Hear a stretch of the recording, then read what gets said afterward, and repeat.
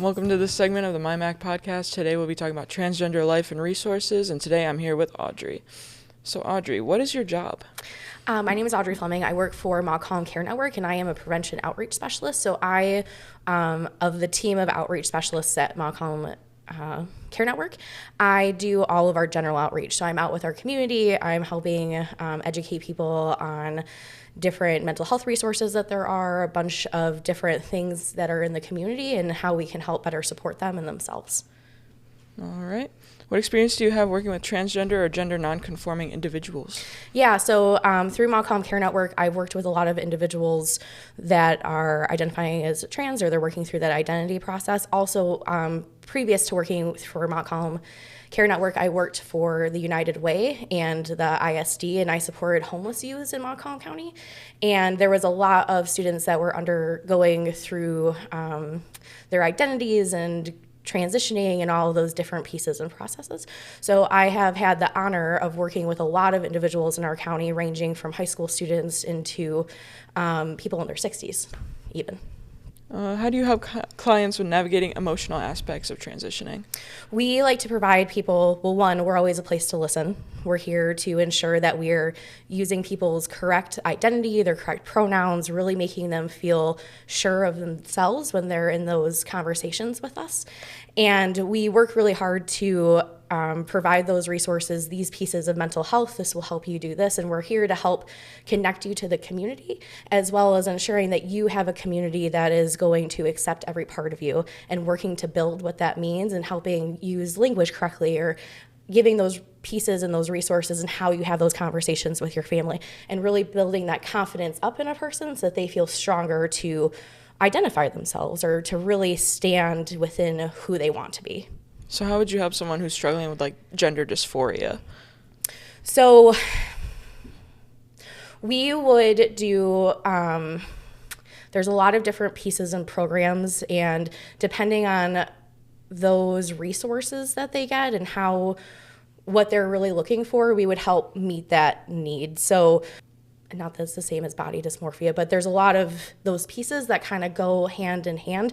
So it's really working through, what are you seeing, what are you trying to see, and how can we meet those in the middle? Are there different clothes that we might want to try? Are there different pieces that help you feel better in your identity? Are there things that we need to disconnect to reconnect for you?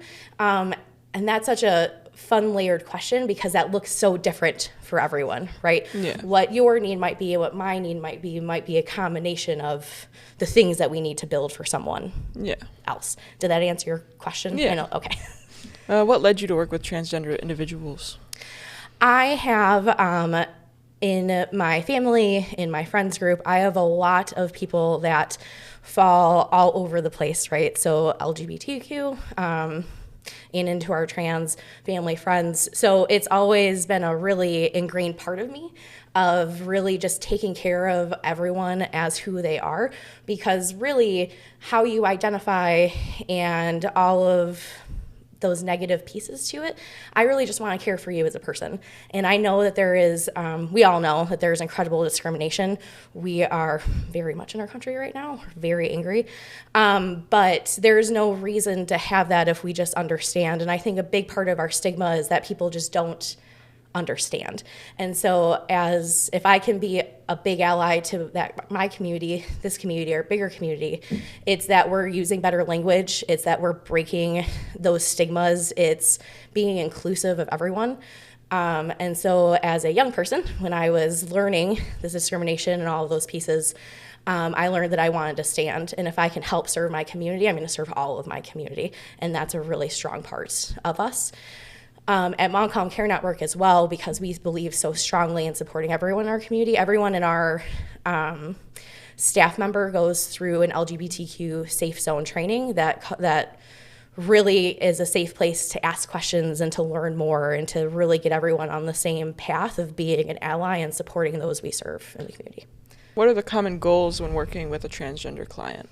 I think that the biggest goal is being able to be safe spaces and to really build all of the needs of your client, really to ensure that their needs are being met, to help identify everything that, again, their needs, but to also make sure that we are using correct language, that we're being inclusive in everything that we're doing, and all of those pieces. What would you say their needs are? I think that their needs are a lot of individuals, regardless of how they're identifying as mental health resources.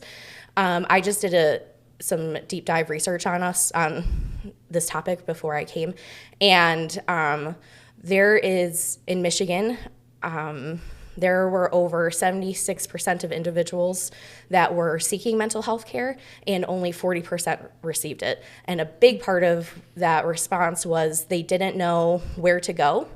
They didn't feel that they could connect to their community to explain why they needed to go.